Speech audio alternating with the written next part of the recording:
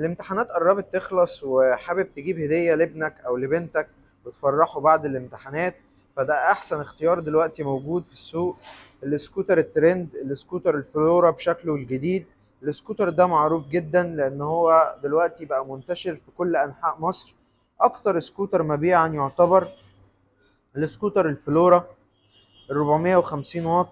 سكوتر بيجي 3 سرعات ببطارية ليثيوم بتمشيك حوالي 45 كيلو في الشحنة الواحدة. سكوتر كله قطع غياره متوفرة، مميز جدا، يقدر أي حد يسوقه لأن هو زي العجلة بالظبط. بيجي معاه مرايات والشاحن بتاعه بيجي ببطارية ليثيوم.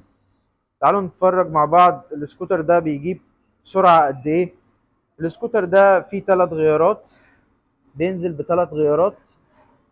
اول غيار بيجيب سرعة لغاية 15، تاني زرار بيجيب سرعة لغاية 25، تالت سرعة بتجيب لغاية 35. وده يعتبر امان جدا لو طفل اللي هيسوقه او انت حابب تجيب بيه حاجة في كومباوند او تتمشى بيه شوية في مدينة داخلية. هيبقى مميز جدا، متاح بجميع الوانه، متاح قسط.